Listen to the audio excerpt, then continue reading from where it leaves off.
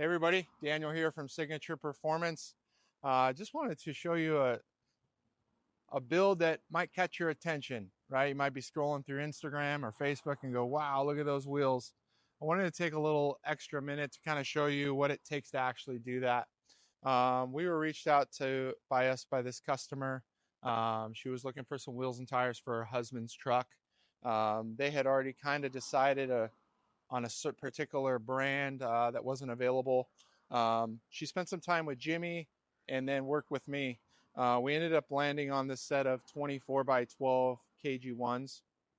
And you'll see these are forged, all polished, 8 on 180 bolt pattern. They come negative 44 offset, so they're going to be more aggressive. The tire is a 33 by 14 50/24. This is the Fury Fun Country MTs. Now, the HDs come with a very high offset. It's like a plus 44 offset from the factory. So when you go to a wider stance, you're going to gain a lot of width right out the gate. This customer already came with suspension. It has a Cognito. Let me take you around here and show you. It has a Cognito 3-inch. So it's going to come with torsion keys, Cognito upper arm, which you'll see on the frame where the frame rail gets trimmed, adds some down travel there. And then this particular one has the Fox 2.0 with the reservoir options up front. They sell this kit and we have it with a standard Fox shock, or you can do it in a King. The shock choice is not going to change the height of the truck, just a simple different shock package. So they came with that already. The rear end was sitting a little bit low, so we went ahead and added a 1-inch block and U-bolt kit in the back for them. And then they wanted to make sure they didn't have any rubbing. So the first thing we started with for them was a 3/4 inch bumper spacer. If you come around here, you can see the distance here. So this is how much we've moved the bumper forward, and it creates a lot of nice clearance on this particular truck. The GMs have a plug that's located normally in this area. So depending what side you're on, we're on the passenger, it's located on the driver's side.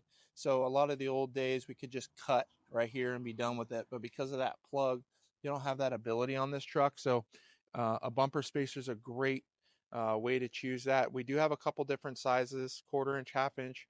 This is the 3/4. We typically just default to that right out the gate. The other thing I informed her was the backside for clearance. So we're doing this modification almost on all the HDs we do. You can see that gray one that we did last week. This is a fender pullback kit, which is really nice. You can see it's super clean. It looks stock. So it pulls that back. And then the GMs have a really big clunky mud flap here. So we use the 6-piece mud flap delete kit. So we sell just the front corner. If you want to do the front corner, I'll show you. This is the 6-piece that we did on this truck. It really ties it in the back here. So you don't have a big mud flap hanging down here either. The last thing we did to trim on the front bumper is down here at the bottom. So this is just the bottom balance. So we went ahead and trimmed that corner as well. You can see all this still really looks nice, stock, and clean. And that's really what we're shooting for. I will tell you that with this fitment, this customer is still considering going to a 4-inch kit.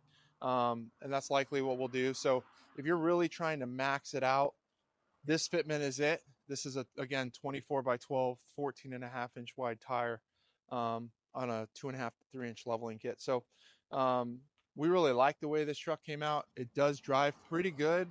A 4-inch kit would drive significantly better because those torsion keys, I don't want to say they're maxed out, but there's not a lot of room to go from there. So anyways, if you got any questions, feel free to comment down below. Give us a call, and we're happy to answer those questions.